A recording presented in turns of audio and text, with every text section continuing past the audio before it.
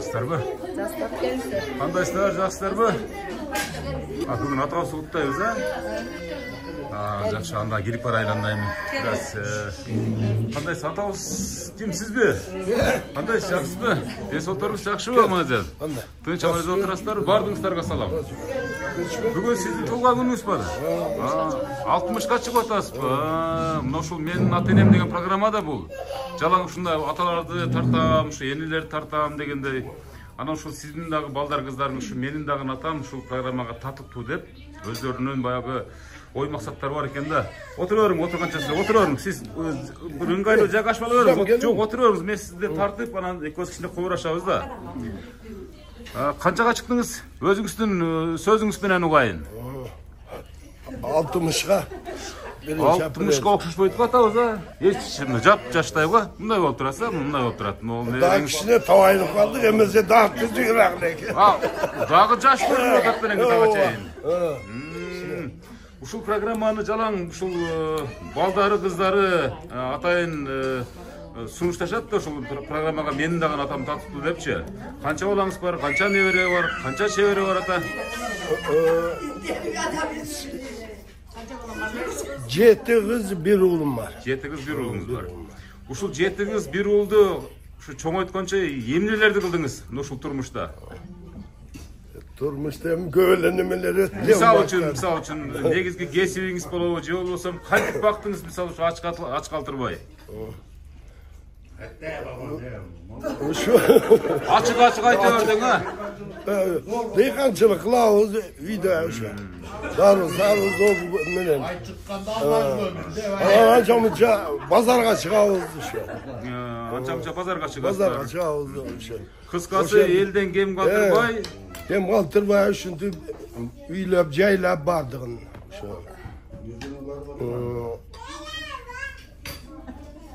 Kıskası el katar bağып келе атам десеңиз. Kıskası el katar bağып келе атам. Uşu programmаны келет деп ойлодуңуз беле ушул бир? Ойлодum эле, көрүп калдым сени. Немеден көрүп калчылам, телевиден. Ширегесин көтөрүп деп коркуп кеттиңизби? Кайсаңыз жок беле акылы? Жок, бул учурда мен ушул 2 программам бар да. Бирөөсү Ширеге, бирөөсү менин ата-энем деген программам бар да. Бирөөсү ак, бирөөсү кара дегендейчи. Ал Ширегени алып келбейм эч качан сиздергечи. Себеп дегенде сиздердин ширегеңиздер жок. Бир касягыңыздар жок. Союздун адамдары ушунчалык баягы честный болот, баягы чынчыл болушат. Анан таза болушат да. Азыркы коомду көрүп сиздер мисалы аң-таң каласыздар да, мисалы, ушуну кантип кылышты, ушуга кантип жүрөгү барышты депчи.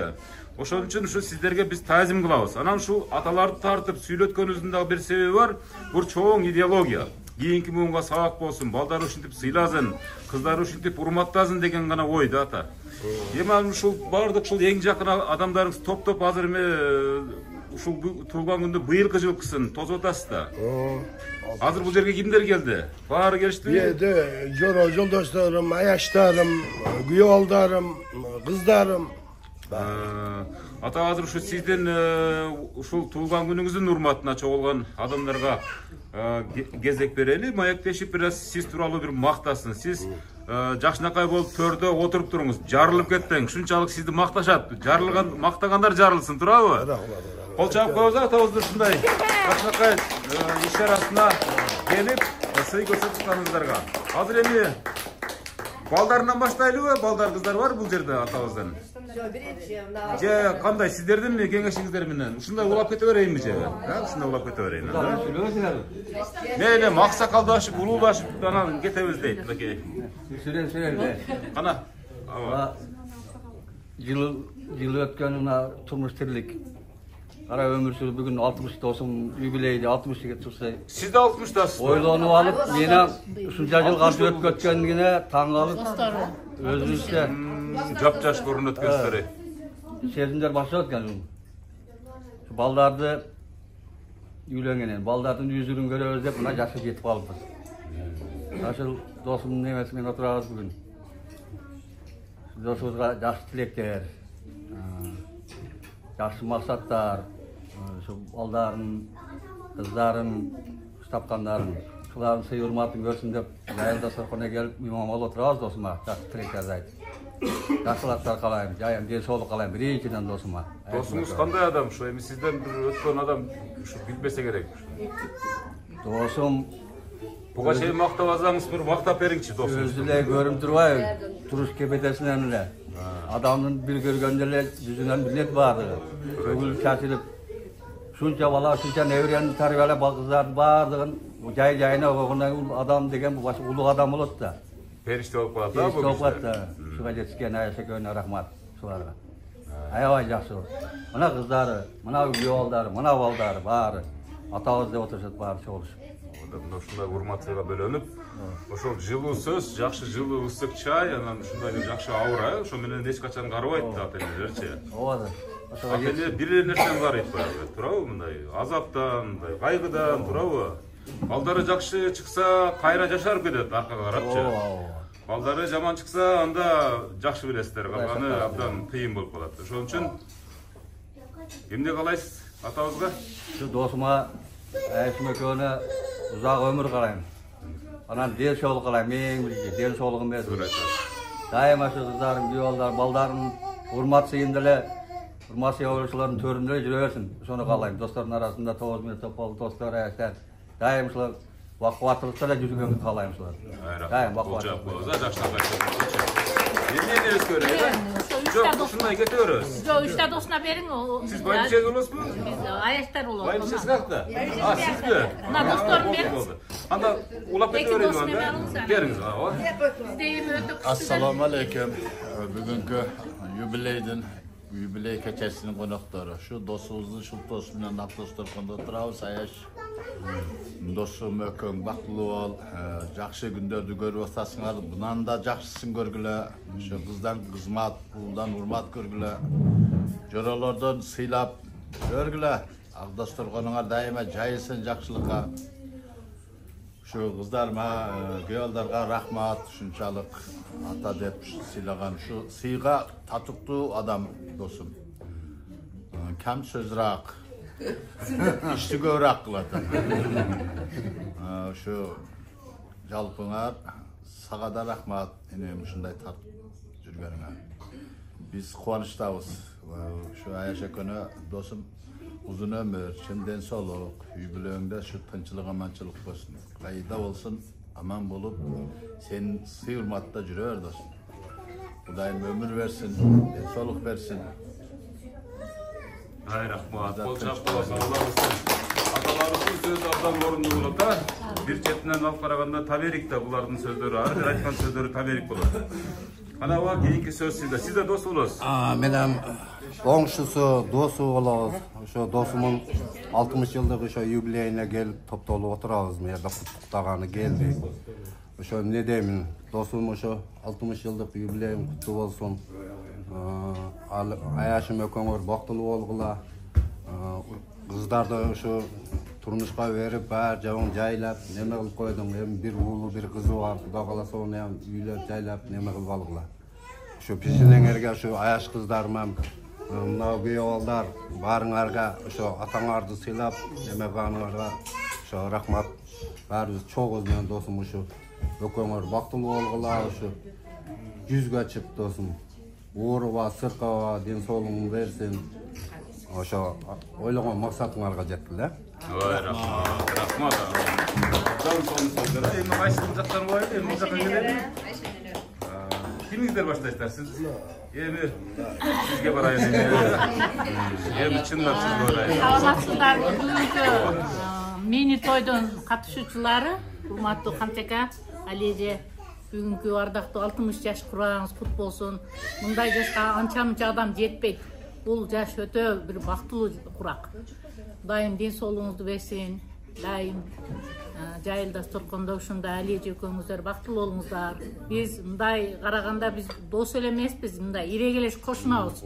Арапалик Узанбир бардык жагыбыз. Ошондо супер достор чакырылды бу торго. Жөнөкөйдөн чакырган жок. Камчаканы мактай турган болсом, бул Камчака өзү атына жараша камчылуу адам. Бардык жагына жетишет. Бул базар десе базар, той десе той, танса десе танса, бардыгына жетишкен. Ырга чырга. Ырга десе ырга бардыгына. Аябай сонун адам. Ошондой жакшы атты койгон, дайым аты камчылануу. Азыр камчы дегендердин заманы билесизби? Ошондой. Аны мисалы үчүн Ошондой. бардык жаш балдардан бери билип калды. Ошону менен ушу эрезеге жеткирген бир камчакам эле эмес, бул Али эженин орду чоң. Албетте. Ушунча кызды өстүрүп, чоңойтуп, турмуш жолуна узатышты. Былтыр Кудай кааласа той өткөрдү, аябай сонун. Эми мына бир уул бир кыз бар, Нурзат кызыбыз менен ак тилектердин тоюн жакшы өткөрүп алса Кудайым. Буларга эмне каалайт? Бактылуу карлык, тойдун төрдүн көркү болуп жүрсүн. Ушу кыздардын колуна кол, путуна пут болгон ушу күйөө балдарга ham рахмат. Бактылуу болсун ушу кыздардын барган жерлеринен, кайнине кайнаталарына рахмат ушинтип, Ушу дасторконду атасына сюрприз кылып, эме кылган. Ушу балдарыңыздын жакшы күндөрүн көрүңүз. Мындай жасында экөөнү берсин. Болот 120. Ana. Odan aşıp кетет да, эми туура эле. Ошонун катарында ушу сагаям рахматкам. Ушундай жакшы нерселер татып жүрөр. Кудайым бизге шибеген жөнөтпө. Өзүбүздүн жарыбызга шибе. Туура айтасыз. Дайым ушундай жакшылык эмелерден кыздарыбыздын быйыл 60 жаш курагы, ушулар менен бактылуу болуп жүрө берейли. Эне ушундай бир жакшынакай үнүңүз бар экен да, бир ырдап койбойсузбу эми ушунча ушундай чечилип сүйлөп калдыңызда. Кандай дейсиздер, туурабы? Энебиз ырдай ырдабайбы? Ана кол чабуулар менен, коштоолор менен бир жакшынакай кылып туруп. Ырдын тилиби? Клиби менен эми баадымдай реалити шоу кылып койлу бираз андай, реалдуу кылып туруп кана бир.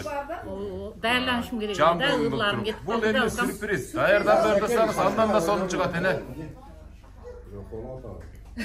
Таппай калдым бурлар. Жардам берип коебуз, эгер билгендер болсо гана. Ооба. Азыр энебиздин өзүнөн эмне чыгат, азыр мына уже чыкканы калды. Мейли тагдыр мага башың ийбегин, мейли тагдыр камыр кылып бийлегин, мен өзүңдөн башка нерсе сурабаймын. Суранарым ел журтума, суранарым аяштарыма, аяштарыма тибегин. Ай, азаматтар, сонун куттуктоо. Бар болуңуз, Кудай буйруса, сиздин ушул айткан тилектериңизди Аллахтын кааласа баарына чакырабыз. Орындатсын деген ниет билдиребиз. Шүреген алып келбейм мен. Күлүп жайнап гана келем эне. Бери карап туруп, кана сизден баштай берели. Бери карап туруп, өзүңүздүн бир жакшынакай кылуу тилектериңизди айта берсеңиз болот.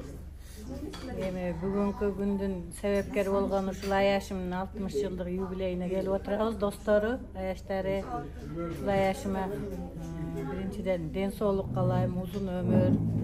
Ушу кыздарынын, уулдарынын урматын көрүп калбайган, ак сакалдуу чал болсун, ошо досум Алия өкө тең арып, тең карысын. Дайым ушулардын сый урматында, төрүндө жүрө берсин. Юбилейиңиз кут болсун. Ушу юбилейди уюштурган ушу кыздар менен күйөө балдарга ham чоң рахмат. Алия досум, ушу чалың экөөң тең ап, тең карыгыла, бактылуу каарылык берсин Кудайым. Дайыма жакшылыгыбызды, жамандыгыбызды болсо дагы бир көрүп жүрө берели. Жакын кошунасы, жоробуз ушундай бешөөнү Кудайым окшоштуруп бир жерден чек берип кошуна кылып эшигибизге тийишип турат. Анча-мынча адам мындай неме пешенелүү эмес, ушу бешөө ушундай ынтымактуу. Быйыл ушул Аяштарымдын 60 жылдыгы, баардыгын 60 жаш курагы менен куттуктайм. Дайыма ушундай жакшылыктардын ичинде жүрө бергиле. Ай, рахмат. Кол чаап коебуз, энебиздин жакшынакай пикирине, жакшынакай сөзүнө.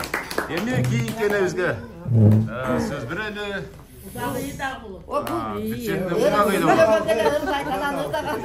Биринчи ырдап баштайбы дароо эле? Жок, сүйлөйүн эми. Майли, сүйлөп турган ырдап баштайбы. Майла, мен дагы жогорудагы айткан сөздөрдүн баарына кошулам да. Бүгүн жакшы күн болуп аттыр. Мына Аяшыбыз, эң жакын Аяшыбыз, жогоруда айткандай, ушу кошунабыз, жан кошуналарыбыз. Бар жогубуз бир, оокатыбыз деле бир эле, казаныбыз деле бир болуп, ушинтип эле чоңойгонбуз. Аяшым эми айтып кетсем, досум айткандай, Аяшым өтө менеткеч, эмгекти сүйгөн, ушундай бир кандай десем, кыйын киши да. эле жаман көрөт десең. Уйкуну жаман көрөт, аз уктайт. Көп кыймылды жакшы көрөт. Ооба. Анан бүгүн ушундай жакшы дасторкон жайып, ушул атасынын, апасынын ушинтип көңүлүн алайлы деп ушинтип отурган балдарына да чоң рахмат. Аяш, дайым ден соолугуңуз чың болсун, өмүрүңүз узун болсун, Пайгамбар ушу жашын берсин дейт, бай дөөлөтүн берсин дейт го. Узак өмүр сүрүп, ушул досун экөөңөр дөөлөттүү, бактылуу өмүр сүргүлө. Мындан кийин ушу балдарын, кыздардын сый-урматын көргүлө. Дайым төрдүн көркү болуп жүрө бергиле. Иштериңиздер ийгилик болсун, үй бүлөлүк бакыт болсун дагы жолу. Ошол бардык жакшы нерселер. Аркасынан бир кайрып коюң, бир куплеттен жаратан бери. Досуму дагы айтып кетейин эми, аял жакшы, эр жакшы дейт го. Аркасында эжебиз турат да ушундай. Досубуз бар үчүн аяшыбыз ушинтип жаркылдап жүрөт. Ушундай даражага экөө чогуу жетишти, ушунча уул кыздарды табышты.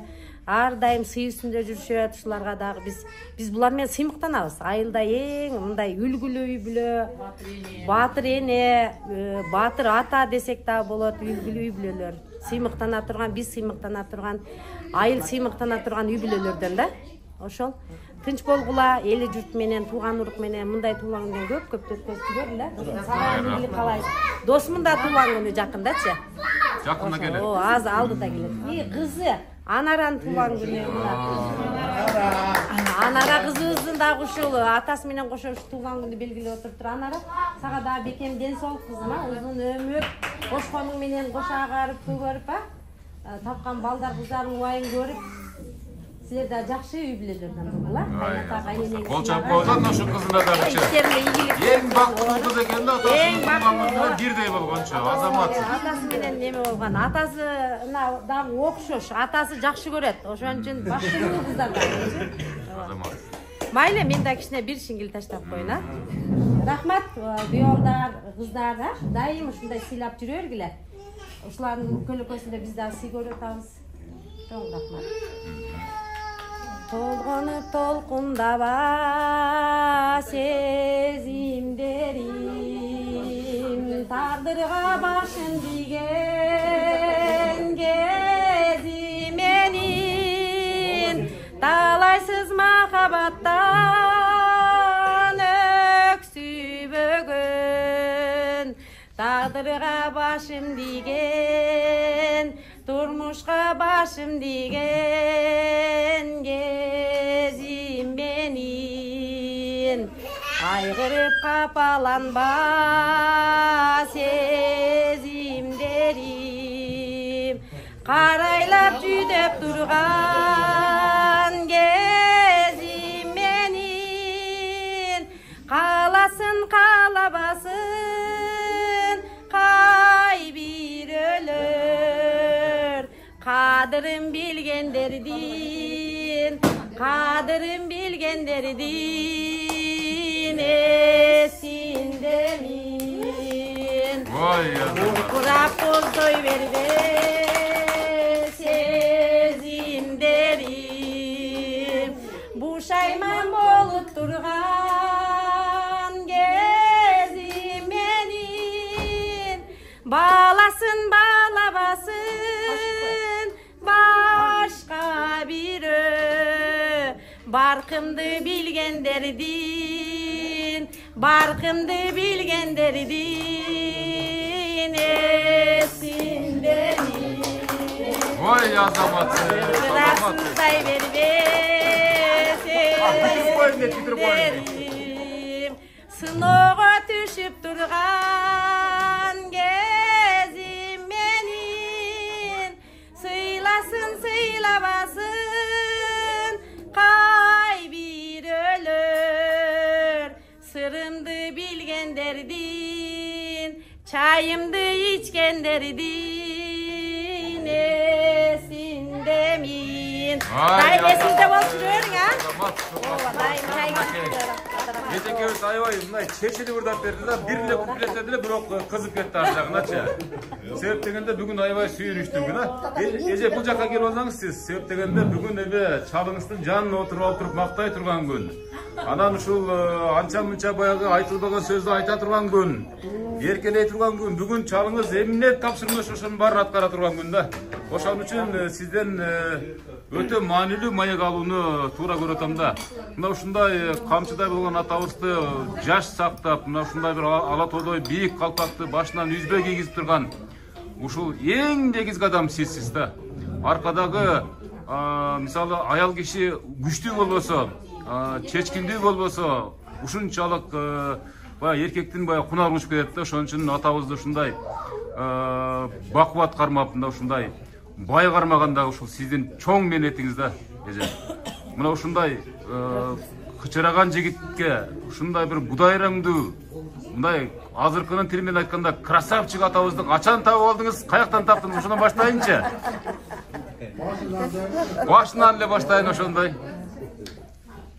Эме урма. Бүгүнкү ушу 60 жылдык юбилейге келген урматтуу меймандар, коноктор, мына эми эң сыйлуу коноктор, мына аяштарым, досторум, күйөө балдарым, кыздарым, неберелерим отурушат. Бүгүнкү эң жакын адамдарыбыз. Баардыгыңарга рахмат, куш келипсиңер. Мына эми сен сурооңо бүгүн жооп бербесек болбойт, эми? Сөзсүз болбойт. Бул суроолор өтө мындай көпчүлүк күтөт бул суроолорду. Биз дагы эми ушу эл катары 1987-жылы бирге турмуш курдук. Эми мурунку маалда бизде билесиңер эми ата-энелер таап дегендей ошондой болгон да. Алардын буйругу буйрук болгон. Ошондой айтканды аткарганбыз. Мынага турмушка чыккан, анан алдыбыз алган. Ошентип 87-жылы турмуш курдук. Ошондон бери мына 30 канча жыл болду? Жок, 30 жылга келбей туруң, азырынча шашпай туруң. Ошончо жылдан макулдукту бердиңиз сиз. Бирок көргөн белеңиз, көргөн эле. Жок, көргөн эмесмин. Бирге жолу көргөн эмес. Жок. Көргөн эмес. Атабыз каякта эле, сиз каякта элеңиз? Мен Кызыл Судан болом. Кара Судан. Анан Ташарыктан болом. Болот дегенсиң.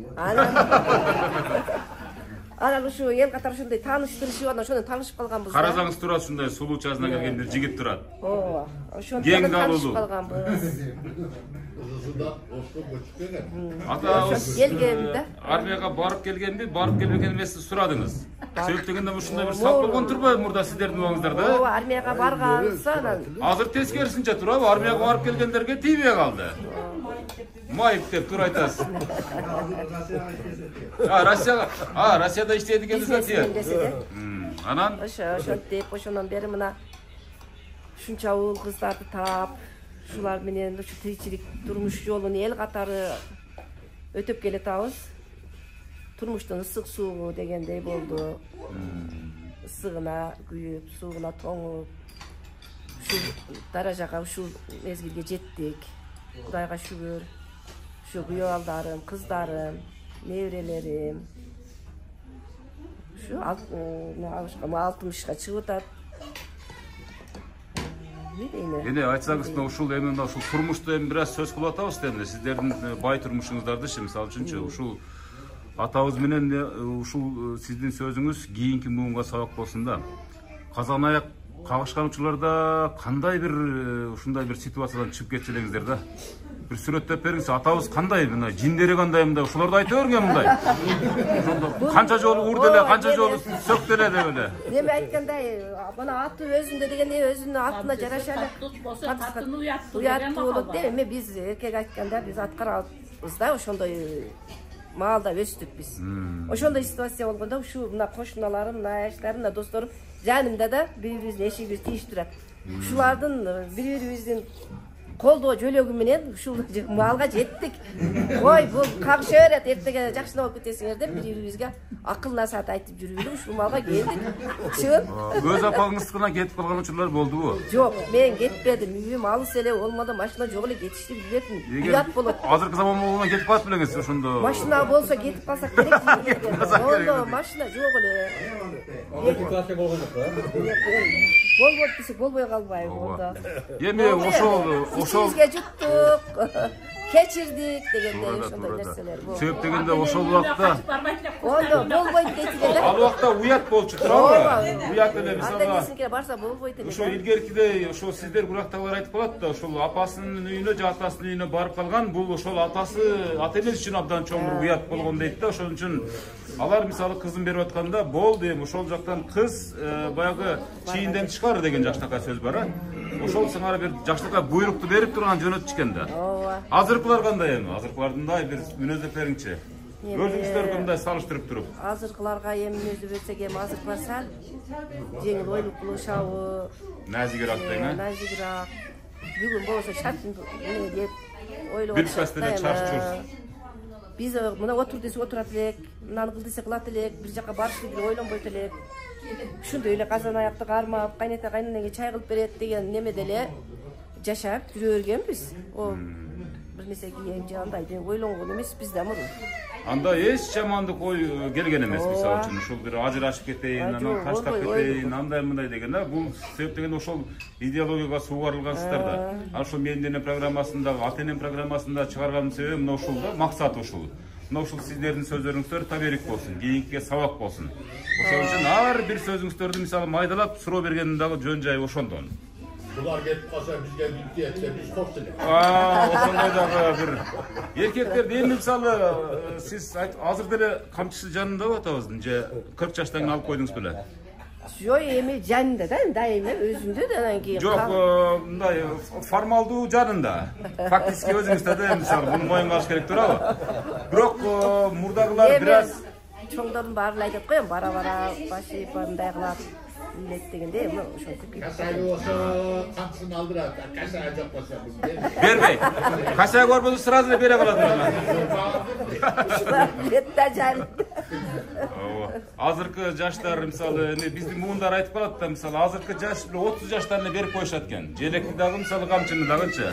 А бирок урматтуу көрүүчүлөр, бул аталардын камчысы эч качан берилбейт, жанында болот ар дайымчы. Себеп дегенде ошондой тартип менен чоңоюшкан, ошондой эреже менен эрежени сакташат ар дайым, э? Ооба. Атабыздын бүгүн туулган күнү экенде, мисалы үчүн бир жакшы бир ырдап койбосоңуз болбойт. Себеп дегенде атабыздын бүгүнкү туулган күнүнө мына ушул азыркы отургандар, эми күйөө балдардан сырткары ушул аяш досторун баардыгы ырдашат, чордошот да эне. Анан сиз качан акыркы жолу ушул абышкам мен сени сүйөм деп айттыңыз эле, ошону бир эстеп көрбөйсүзбү? Качан айттыңыз эле ушуну? Эми биз онтип илгеркилер, мурункулар онтип айтпайбыз. Анан эмне деп айтасыздар? Жакшы көрөбүз, эмне коебуз? Майлы ошол. Жакшы көрөм деген сөзүңүздү качан айттыңыз эле, ошону айтып бериңчи. Бүгүн деп коеюн. Бүгүн айттыңызбы? Ай, рахмат. Кол чаап коесун ушундай. Жакшы көрөм деген сөздүн дагы өзүнчө бир чоң оңгусу, мааниси абдан терең. Эми эне бир жакшынакай кылып туруп ушул ырдап берсеңиз, ушул чалыңыз, абышкаңыз бир муюп туюп угуп турсун, абдан жашарсын. Бүгүн ырда десең ырдайбыз, сүйлө десең сүйлөйбүз. Ооба да, сөзсүз. Айтып коеюн, а? Ооба, сөзсүз куттуктоо айтып. Топтолуп отурабыз, мына абышкам бүгүн 60 чыгып, биз дагы ушу толкунданып отурабыз. Ошо биринчиден ден соолук каалайм. Ушу балдар, кыздардын, ушу күйөө балдар, ушу дос аяштарым өзүнчө ушу айттым, ден соолук каалайм, узун өмүр берсин, ушулардын балдардын жакшылыктарын көрөйлү тең. Дайыма тынч болойлу. Мына бүгүн ушулардан учурдан пайдаланып, мына аяштарым дагы баардыгы мына үчөө тең 60га чыгып атышат. Булар дагы ушу 60 жаш кураңар кут болсун баардыгына да. Бул кыздардын урматсыздыгын көргүлө. Дайыма бирге болойлу, тынч болойлу, ден соолукта болойлу. Рахмат. Ошо эми ырда десең ырдап берейин. Ырдап бериңиз эми, чаласың. Тамагым ооруп кирип болуп калдым эле, ошончо дагы. Майлы, өзүңүз айткандай, кандай болгончо дагы тапшырмасын аткарганга. Ооба, даярбыз да, а? Ооба, туура. Мен неберелерим жетелеп алыбыз. Макул, боло берет. Азыр атабыздын байбичеси жакшынакай кылып өзгөчө куттуктап коеюн дейт. Азыр абалы жакшынакай тилектерин билдирди. Азыр эми бир жакшынакай бир ырын сунуштайм дейт. Бар бизди багып күймөгөн, баласы үчүн жок чыгар, башына азап үйрөгөн. Тумолуп калса баласы, түгөнө деген аргасы, берүүгө даяр жанын да, бул сеген babası. Kızı yoktur düğünlerin, kıylanıp bağla bakmasa. Unutar kıyını gündörün, emgegi bulu aktasa. İlgiri oylop ünüdün, ertengden üzme ümüdün, esip olacak onun, inada yaşaymadı üçün.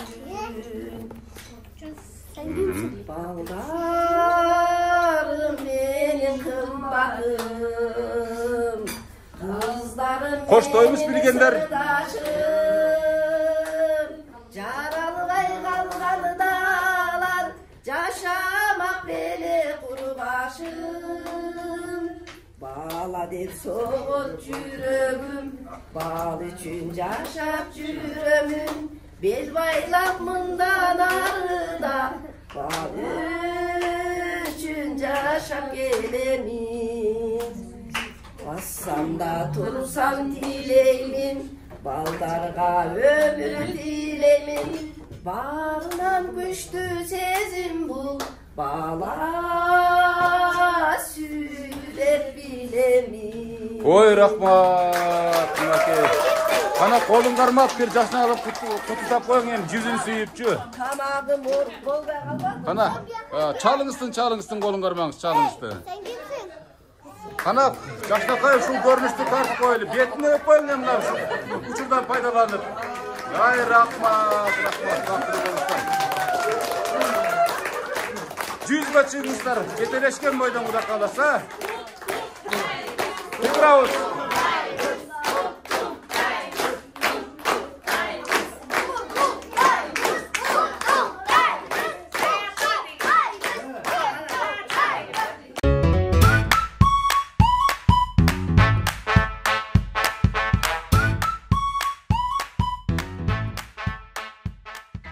Hormatly görüşler, mına uşul бүгүнкү күндүн шаңына, бүгүнкү күндүн жашынакай бир учуруна күбө болуп аткан ушул атабыздын эң жакындар, өзүнүн канын жанынан жаралган балдар кыздары мисалы үчүн баардыгы келип, эми балдардын көпчүлүгү балким сыртта болуп калгандагы балдарыбыз болсо керек ата, мисалы кээ бирлери мисалы чет жерде миграция агымында жүргөндөр болуп калышы мүмкүн. Алар дагы ушул учурдан пайдаланып ушул тилектерге кошулуп атышат баардыгычы.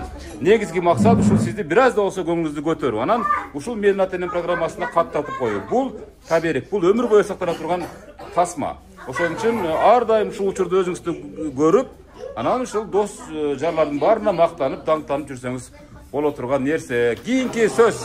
Эми кыздары келсин, күйөө балдар келсин, күйөө балдары келсин, күйөө балдарына söz bereyim. Kүйөө баланы пайгамбарымыз сыйлапты деген бир жакшынакай улуу сөздөр бар. Эми башка күйөө балдарга сабак болсун. Мактаңчы кыз, кайнатаңыз. Кандай адам ушуну бир айтып бериңчи. Биринчиден şu bayramlar айтылган баардык жакшы калаа тилекке кошулабыз. Атабыздын туулган күнү кут болсун, өмүрү узун болсун, ден соолугу чың болсун. Дайым ушинтип жүзүнөн күлкү кетпей, достордун алдында, балдардын алдында төрүнү көрүп болуп жүрөбүз.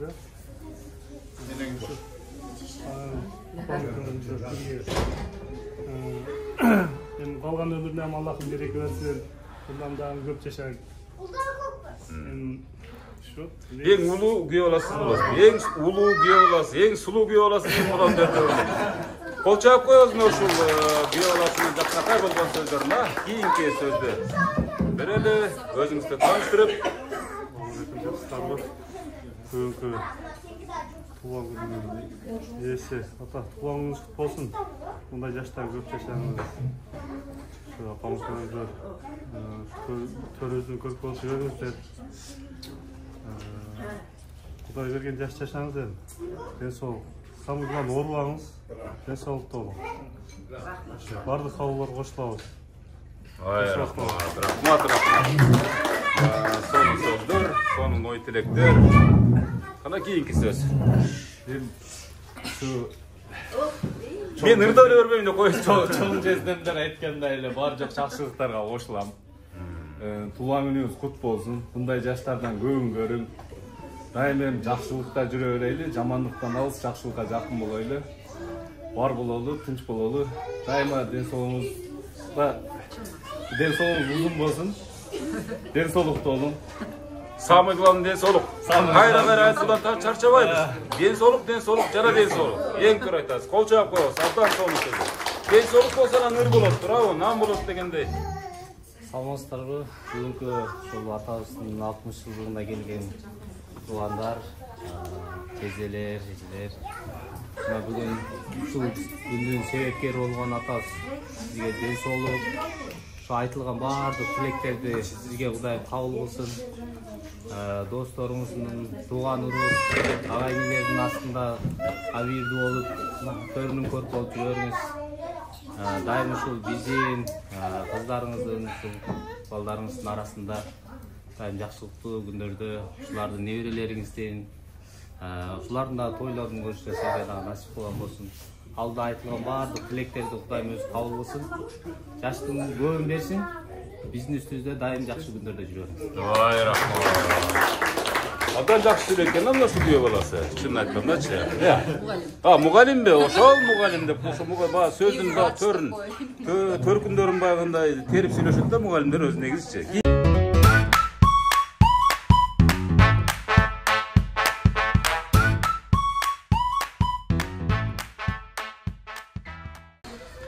Сизден бир жакшы бир калуу тилек болсун. Канчанчы кыз болосуз?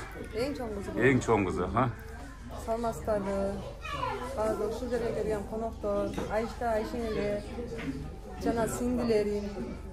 Куш келипсиздер. Атамдын 60 жылдык юбилейине. Атамдын 60 жылдык юбилейине куттуктайбыз чын жүрөктөн. Чын денсаулык, узун өмүр каалайбыз. Мындан ары дагы көп жашасын. Şu kızlardın, ballardın yaxşılıklarını görüp жүрөбүрсүн. Şunçalık geleceğe jetkizgen atama çoğun rahmat. Bardığımızı okutup, jaylap, jaygaштырган. Атабыздын кайсыл характери сизде бар? Кайсы мүнөзү бар? Камчы барбы сизде? Atam uялчактык. Тартынчактыгы барбы? Тартынчактыгы бар, мен дагы тартынчагыраак. Атамның 60 жылдық юбилейіне құттықтаймын. Вай рахмат, кол чаап коебуз. Мынакей ушу атанын жұртында жер жок бул дүйнөдөчү. Шунчалык баягы бардык жакшылыктарды каалайбыз. Дүйнөдө мен деген ушу эң кымбат, миллион доллар турган кымбат баягы духилерден дагы кымбат да бул ата-эненин жытычы. Ошон үчүн ошол жаныңызда отурган атаңыз ар дайым ушул эч качан ушу карыбасын да. Башка нерсе дей албайбыз. Сизге кол чабуулар. Бизге бар жакшылыктарды каалайбыз, жакшы көрөбүз, сыймыктанабыз. Сиз алыста жашайсызбы, жакында жашайсызбы? Кара судабыз биз. Бирок чабып тынбай сурап турасыз. Атаңызга жакынсызбы, же апаңызга жакынсызбы? Экөөнө бирдей эле. Бирок ичиңизден атаңызга жакынсыз, азыр ачык айтып койсоңуз эжебиз кап болуп калышы мүмкүн. Туура өзүнө кыз киши атага жакын болот. Бул нерсенин баардыгы эле билет, туурабы? Мыйзам ченемди көрүш. Рахмат, бар болуңуз. Ушул жерден пайдаланып, сиңдимен туулган күнү менен куттуктап келем. Ошону куттуктайбыз. Атам туулган күнү бир күндө болуп жатат. Сиңдим туулган күнү менен куттуктайбыз. Денсаулык чың болсун, өмүрү узун болсун.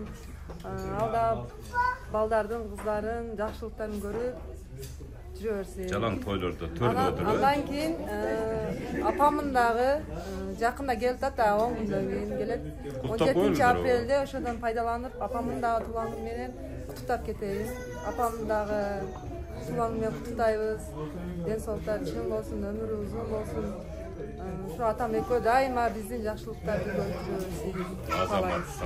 Азамат, кол чаап коебуз, сонун куттуктоо. Азамат, келиңиздер кийинки сөз сүйлөөчүлөр, кийинки кыздардын дагы жакшылыкка куттуктоолоруна салам урматтуу көрүшүлөр. Сиз экинчи кыз болосуз. Ооба, мен экинчи кызыммын. Ана сизден жакшылыкка куттуктоо болсун. Эң жакынымын, атама окшош турушат деп койдум. Окшош экен, бирок чын айтканда окшош экен. Көп сапаттарын окшош турушат атам. Шашмалыгыбыз, көп жактарыбыз окшош эле. Ошо атама эмне каалайм, ушу дүйнөдө бар жакшылыктардын баарын каалайм. Ушу биздин төрүбүздө эле ушу апам экөө тең карып, сыйыбызды көрүп, ушу жүздөрүнөн жылмаюу кетпей жүрөбүрсүн. Ушу жылда ушу апрель айын күтөбүз. Экөөнүкү тең ушу апрель айында эменики сиңдимин дагы туулган күнү бүгүн. Ошо баарына ден соолук, ошону менен бирдикте мына Айша атамдардын да быйыл 60 жылдык юбилей баардыгы. ошолорго да ден соолук баарыңыздарга, ден соолугуңуздар чың болсун, өмүрүңүздөр узун болсун, баарыңыздарга үйлөнүп бакыт, ден соолук, ошо менен бирдикте баардык ошо бир туугандарыма ден соолук, заманыбыз тынч болсун. Сизге дагы чоң рахмат. Рахмат, бар болуңуз. Туган Сиңдиңизди да куттуктап койдуңузбу? Сиңдими куттуктадым. Өмүр узун болсун ошо сиңдиңиздин. Абдан бактылуу кыз экен, чын айтканда. Атасы менен бирге чогуу бир күндө төрөлүп, мисалы үчүн бир күндө ушул жашаганды жакшынакай майрамды белгилегенде. Siz kaçıncı kız olursunuz? Ben üçüncü. Üçüncü ya. Bu любит троицу deli başta verin siz. Atamın 60 yıllık yübileyimine kutluyman. Den soğuk kalayım. Eki dünya baksılığı olsun. Apam menen жақсы ömür sürsün. Oşa siz aytmakçı 7 milyon somduk düşlerden dağı sonun. Üstüne çıkıp oynaganыңыздарды мындай эстеп сагынасыздарбы? Атабыздын мисалы кулактарын кармап, мурдуларын кармап мындай болуп дейм, ушундай э? Атама жакыныраакмын мен. Siz жакыныраак. Атама окшоп, атам талак барса талагы барып, атам менен кошо жүрчү элем кичинемде дайыма. Анан ошо туктаймын. Ден соолугу жакшы, мыкты болсун, эч качан уурбасын. Ар дайым төрүбүздүн көркү болуп жүрө берсин. Ушу бир туугандарым бардыгына бакыт каалайм. Ден соолуктуу ойлу. Эсинен бери айткандар дагы баары тынч болсун, аман болсун. Баарыңыздардын 60 жылдык юбилейиңер менен куттуктаймын. Азаматысына кол чаап коюп, жакшынакайга куттуктап атат. 3-кызынын сөзү ортоктош болду, урматтуу көрүүчүлөр. Кийинки кызы бул баягы кызарат болбой сүйлөй бериңиз. Суп-сулуу кылып тартып атам. Шын айтайын. Кандай эже сөз сизден болсун? Мен атам 4-кызымын. Атам менен апам бизди эч нерседен кем кылбай чоңойтушту. Кичинебизден бери атам күнүгө базарга барат эле, күнүгө сөзсүз бизге печенье, конфеттерди сөзсүз алып келишчү эле. Эшикке чуулукка чыгып, атам тосуп алып, сумкасын көтөрүп келип. Бош келбейт эле. Кеткат бош келбейт эле. Өзү чыккап барып, сумкасын көтөрүп келчү эле. Ошентип бизди эч нерседен кем кылбай окутту, кийинтти, окуу жайга окутту. Ошол бизди эч нерседен кем кылбай ушунча чоңойтконуңузга рахмат ата. Атабыздын берген тарбиясы кийинки турмушуңузда пайдасы тийдиби? Ооба. Кандай пайдасы тийди? Мисалы сиз азыр өмүрлүк жолдошуңуз бар да. Ооба. Желекти алып элексизби эле? Жок.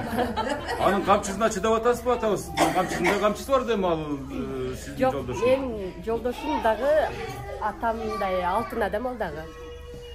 Дайым мени да сыйлап турат. Бир жаман сөз дагы сүйлөбөйт мага. Ошол атам менен апама чоң рахмат апа. Ден соолукта болгула, өмүрүңөр узун болсун. Биздин төрүбүздө дайыма сый, урмат көрүп жүрө бериңиздер. Рахмат, урматтуу көрүүчүлөр, кол чаап коюп атам. Сиздин да туулган күнүңүз менен өмүрлүк болуңуз, талайлуу кыз экенсиз. Мынакей атабыздын бир баягы эң жакшы сапаттарын айтып өтүп кеттиңиз мисалы. Мына сиздин дагы жолдошуңуз атабыздан кем болбогон, жогору турган Кудай буйрса адам болот деп бир ниет кылабыз да. Мына ушундай жакшынакай мына өзү кээ бирлерчи азыркы замандын көпчүлүк мындай айымдары күйөөлөр мактай бербейт да. Мисалы сиздин сөзүңүз мына башкаларга сабак болсун. Алтындай болгон жолдошум бар дейт. Кол чаап коесуз ушул айткан сөзүнө. Ана кийинки сөздү сизге беребиз. Урматтуу көрүүчүлөр, катар кыздары сүйлөп аткан учур. Siz kaçıncı kız olursunuz? Ben 5-ci kızım. 5-ci kız olası. Sizden yaşlı oldu. Biz cevap boş ol. 7 kız, bir oğuz. Atam menен apam bizi barыбызды okuttu, жақсы тarbiyaladı. Азыр ошо атам менен апам берген тарбиясы менен баарыбыз иштейбиз, жакшы өмүр сүрүп атабыз. Азыркы учурда мен атамдын, апамдын берген тарбиясына азыр дагы эжемдерди угап, толкунданып, ыйлагым келип ошондой болуп кеттим. Негизи рахмат айтам апама, атама, баарыңыздарга рахмат айтам. Азамат кол чаап коебуз. Бул сүйүнүктүн көз жашы болсун турабы? Кубанычтын көз жашы мисалы атаңыз жаныңызда турат. Сиз эң бай адамсыз, чын айтканда. Сиздер дагы эң бай адамсыздар, а? Урматтуу көрүүчүлөр, кийинки куттуктоочуларга сөз берели. Эң кичинекей кызыбы, ушулай? Эң кичинекей кыз. Макул. Аны видео куттуктоосун жөнөтүп коебуз. Эркек кызы сиз болосуз. Ооба, эң кичүү кызым мен. Пенсияны сиз аласызбы? Жок, бирок атам бизге банк берген. Ар дайым түгөнбөгөн банк, Жума сайын акча алып. Аны ачык эле сөздөр турабы? Аны жашырганда эмне? Жок, Эм банктан да күчтүү банк буларчы. Эм банк бул убактылуу нерсе. Эм банк убактылуу нерсе. Атама бүт нерсе сұрасаң бардығын беріп тұрады. Ең жақсы көрген кызы мен болады. Башкасын билбейм да. Башкасын билбейм. Азырынча башкасын билбейм. Мен да атам аябай жакшы көрөм. Азыр мен өзүм калоо тилегимди айта кетейин атама. Ата, бүгүнкү туулган күнүңүз куттуу болсун. Бүгүн менин жашоомдогу эң маңыздуу, эң кымбат адам атамдын туулган күнү. Сизге бекем ден соолук каалайм, тынчтык болсун үй бүлөңүздө, узак өмүр сүрүңүз. Жашоодогу баардык жакшылыктарды сизге каалайм, иштериңиз жүрүшө берсин. Акчаларыңыз көбөйсүн. Акчаларыңыз көбөйсүн. Эч оорубаң, всегда жакшы настроенияда жүрүң. Сиздин настроенияңыз жакшы болсо, биздин үйдө баардыгыбыздын настроениябыз жакшы болот. Бирок атам менен апама рахмат айтам. Экөөнүн тең өмүрлөрү узун болсун.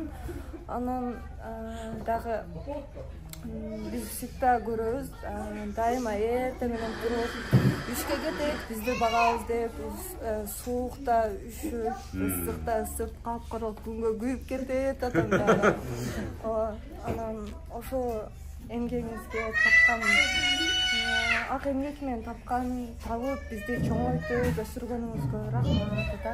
Силердин берген кеңешиңиздердин артында, силердин сүйүүңүздөрдүн, поддержкаңыздын артында биз ушул убакка чейин окуп, иштеген иштеп, жакшы жашап келатабыз. Баардыгыңыздарга апа, ата рахмат. Ой, рахмат. Кол чаап кара, өп жыттап коебуз, урматтуу көрүүчүлөр. Мынакей эң кичинекей эркек кыздын сөзүнө күбө болдук. Ооба, пенсияны көбөйсө, мына ушул түрдүк болот экен.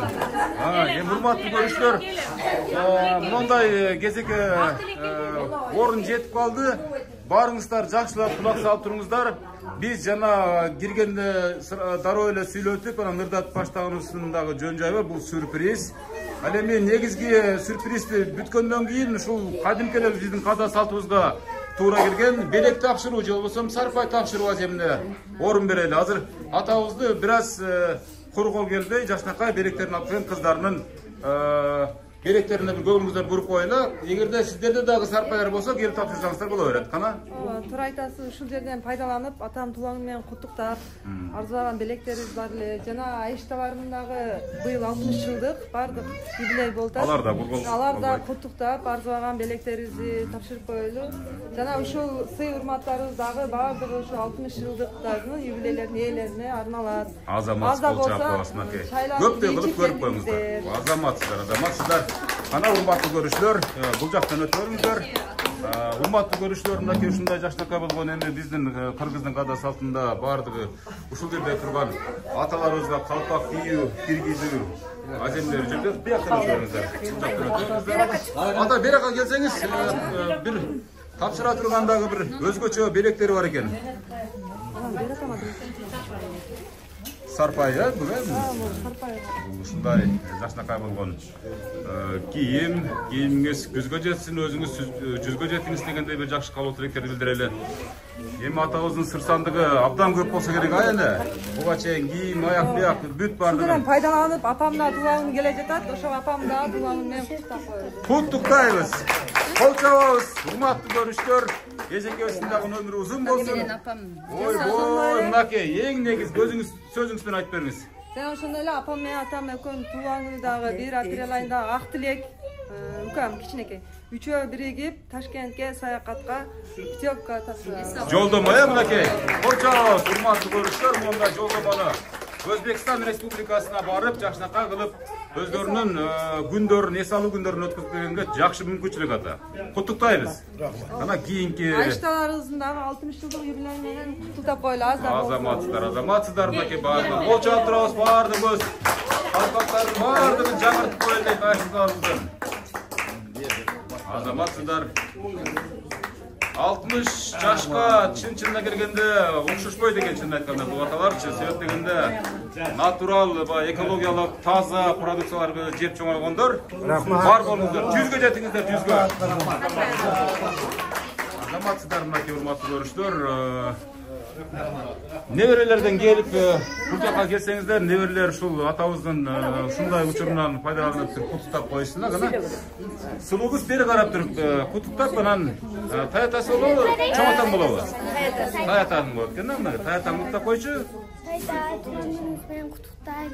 Көп жашаңыз, өмүрлүү болуңуз, жүзгө чыгың. Сизди жакшы көрөм. Азаматсыз, кийинки куттуктоо бир палбан келди мынакей. Тайта туған күніңіз менен құттықтайм. Өміріңіз ұзын болсын, көп жашаң. Азаматсыз, мынакей урматтуу көрүүчүлөр, таятасын куттуктап атат. Бул да таятаң болобу? Тайта туғаныңыз менен көп жашаң, ороң, денсаулыктан. Көп жашасын, азаматсыз, урматтуу көрүүчүлөр. Мына ушулар бар үчүн картайбайт, ата энелер үчүн, нерелер бар үчүн картайбайт, мына ушулар деп жүрөт. Can atam can yüreğim, anamdım kuş kubat demesin, sürünsün direğim. Kaldırmaz ayazlarımızlarla, dayanar doğaslarım. Niye yanada bilsen, özümsüz olgunum.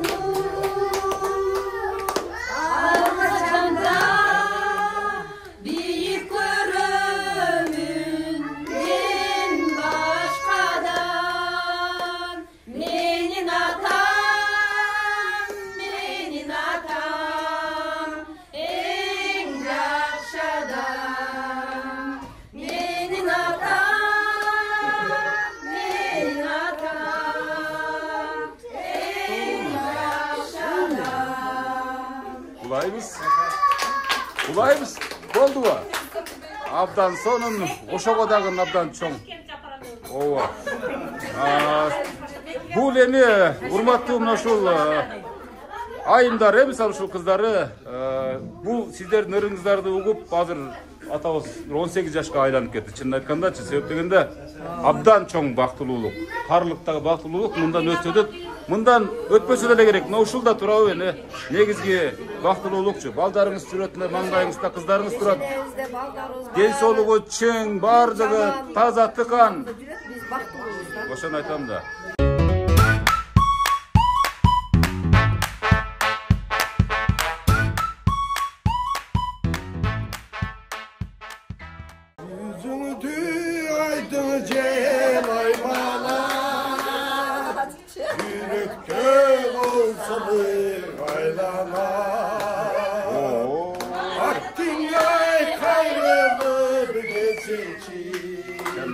Ay benim sırdaşçıma kadar Akdiyay kayrılıp gezinci Ay benim sırdaşçıma kadar Yalamız yürektim askılı Canımda yüzün seni kaptırır Geçeyi hıyadar bir gün can Etkirisiydi burganak sapırır Öpölüsüz Geçeyi hıyadar bir gün can Etkirisiydi burganak sapırır Azamatsız Атабыздын үндөрүмдө толкунданып кетет экен. Байкадыңызбы? Толкун болуп кетет экен. Мындай болуп. Бул өзүнчө калан. Ооба, ысык көлдүн толкундарын ошо шарындап кетет экен, чын айткандачы. Урматтуу көрүүчүлөр, эми азыр мисалы жоролору, эң жакын достору. жарым кылымдан көбүрөөк мисалы чогуу жүргөн досторунун беректери бар экен. Аяштар менен кошо жакшынакай алып тапшырып койсун да. Ана бир жакшынакай куттуктоо сөздүн баарын айтып бүттүңүздөр. Эми баягы кыскача мисалы атабыздын хорурдашабы булар. Болду. Хорурдашат экен. Ана кол чаап турабыз жакшынакай алып туруп. Подарканын улугу куругу деп коет. Чөндөккө сала бериң. Баары онан жеңем алып коет. О, бербейт. Бербейби ок? Өрмө камчы. Азаматсыздар. Ана кийинки келе бериңиздер. Мындай келип туруп урматтуу көрүүчүлөр. Калпактарын кийгизип атышат, мына сарпай тапшырып эми. Ушул программанын аягында орун алып атат урматтуу көрүүчүлөр. Себеп дегенде бул программанын негизги мыйзамы ушундай. Эжебизге жолуктар салынып атат дегендей, ар дайым ушундай көрүнүштөр кайталана берсин урматтуу көрүүчүлөр.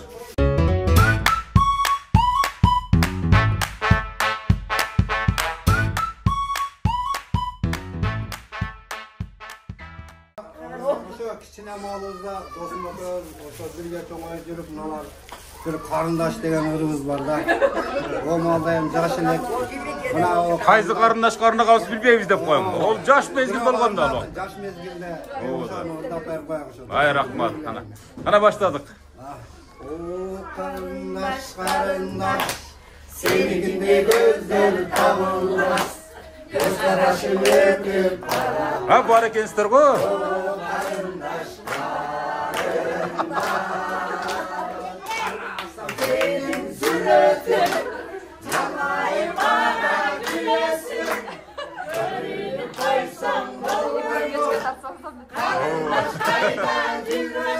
Hep bali sizler.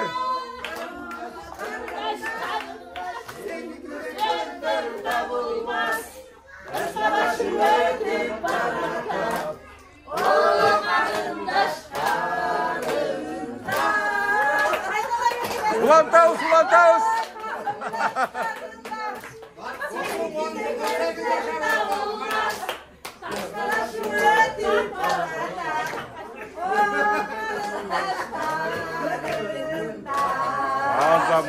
Azamatsızlar, urmatlı görüşler, nakey. Kol çavular, urmatlı görüşler, uşunday uçur, bardığınızlarga nasip etsin. Var bolunuzlar ardayım. Ardayım uşunday biyle, ırdap, çorda ölüşü, den solukta olunuzlar. Şu jana güye ballarınızlar aytpады, den solukta bolsun depçi, negizgi nerse şol den soluk. Den soluk bolsa munda ırdayбыз. Munda bir-birimize sыйлайбыз дегендей турабы. Анан den soluk bolsa бардыгыбыз бактылуу болобуз дегендей. Азыр эми учурдан пайдаланып, жана атабыз bir bata берип койдулар. Андан кийин батанын эч качан зыяны жок. Атабыз сиз бата берип коюңуздар, бата менен жакшынакай кылып туруп биз көгөрөбүз да. Кана ушул ар бириңиздердин батаңыздарга зарбыз. Кана мен мына ушерде топтолуп мына досумдун немесинде юбилейинде отурабыз. Бул жерде аяш күйөө балдар бар, аяш кыздарым бар, жоролор бар. Ошо баарыбыз тынч болоюга. Канча досум дагы немеден пайдаланып şu Tuğan günün kut bolsun dostum. Mına kızlar, ayaş kızlarına rahmat, Tasop Koncayip, Ali Ökön'ü bunday sıylap, nene kılıp oturan şularga rahmat. Ama yani şu bari tınç boluyor şu.